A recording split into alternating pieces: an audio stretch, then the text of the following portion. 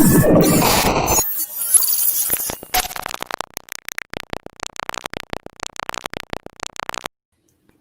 everyone. This is your San Diego market update with Vinnie over here. David Wright down here. David Wright. So I am your residential real estate agent in San Diego County. So if by chance you're looking to buy maybe in another area, another state, I might not have as much knowledge as you might need. But if you're looking to buy in San Diego or just curious about the market, you've reached the right platform. David, you can help people in most of the United States, correct? I can, but I do specialize in California. I'm trying not to spread myself too thin. And as much as I'd like to say, I'd like to help everybody in all the other states, I like to specialize in our local market and be more of a niche in California because that is where a majority of my knowledge is. I don't have all the experience in other markets. When people call me about Arizona, Texas, Idaho, I don't have the knowledge of that specific market, and it's harder. I mean, one thing, it doesn't matter where you're looking right now, interest rates are ridiculously low. If you've been watching us, you've noticed this, that rates are really low. We're talking about for VA, mid-twos, conventional things like that, maybe in the high twos, possibly low threes. It's a great time to either refinance or buy. Now, if you hear for market updates of San Diego County, let's just kind of dive into it. We're still kind of in the same situation. We're getting kind of that influx of new properties hitting the market. Now, one thing, if you've been following us since the beginning, we've been doing this since March. These market updates kind of give you an overview of what's going on right before kind of Corona and everything has been kind of happening. One thing that I've really noticed, more so in the last couple of months, like going back over these numbers, over these dates, is sometimes my brethren and sisterin in the real estate industry get behind of putting their numbers in, putting their stats in, putting information in there.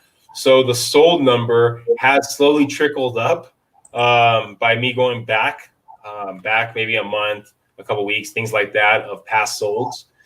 One thing you've kind of noticed is kind of like in the heart of it, we're talking about in April or so, May, we're kind of hitting at the sold number across the board around that kind of 400, 500, slowly started trickling up to the 600, into 700, 800.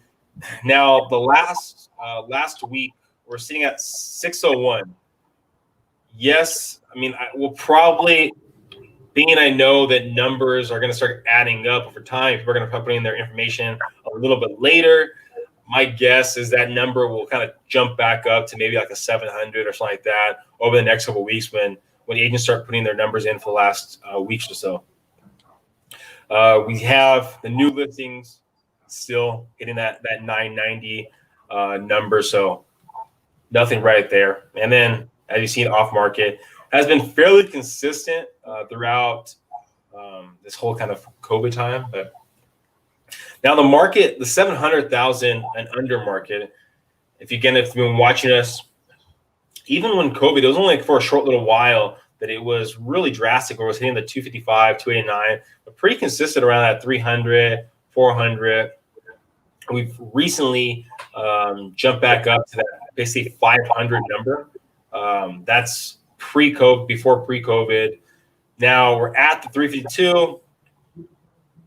Now, again, that's probably going to jump a little bit, maybe in the 400s. Another thing to really think about is usually a lot of files are closed out the end of the month, right? So we're talking about August 3rd to August 9th. So that might play a factor in it too. So we'll see over the next week or two to see if agents start putting their numbers in of sold properties and if that number kind of jumps up a little more.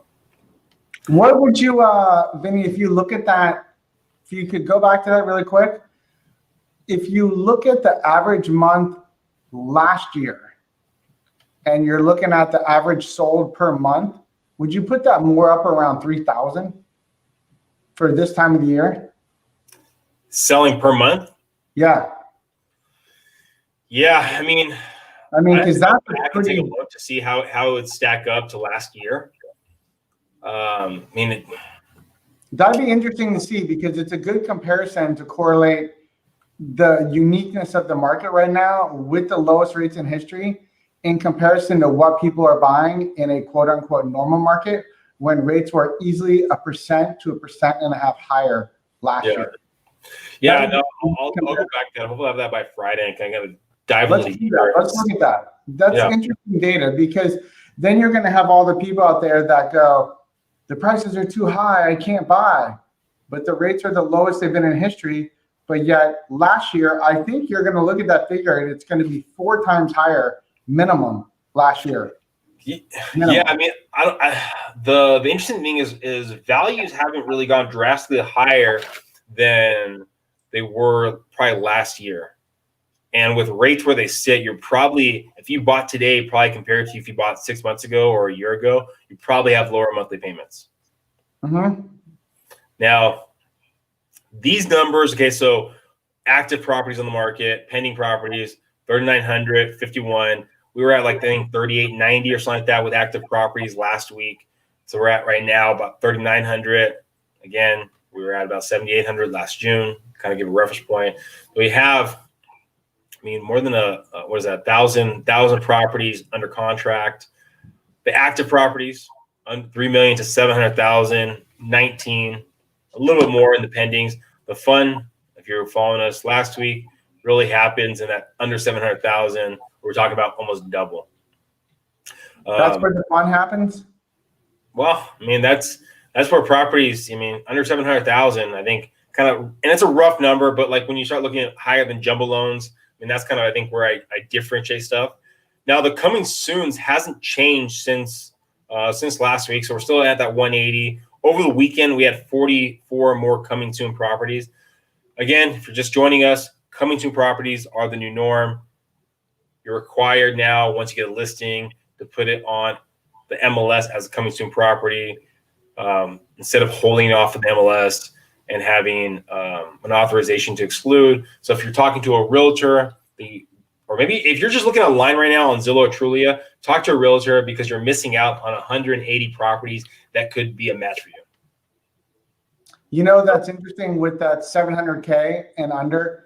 That's kind of similar to where you look at where the best interest rate happens, which is 510,000 and below is where your best interest rates happen. And then the weird anomaly, like me and you've been talking about lately, is your interest rate pricing now has been better on jumbo loans than it has been for loan amounts between 510 and 701.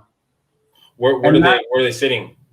Well, I mean, all my jumbos right now, I'm doing at 3%, which is unheard of. And I'm locking people in at 2.75.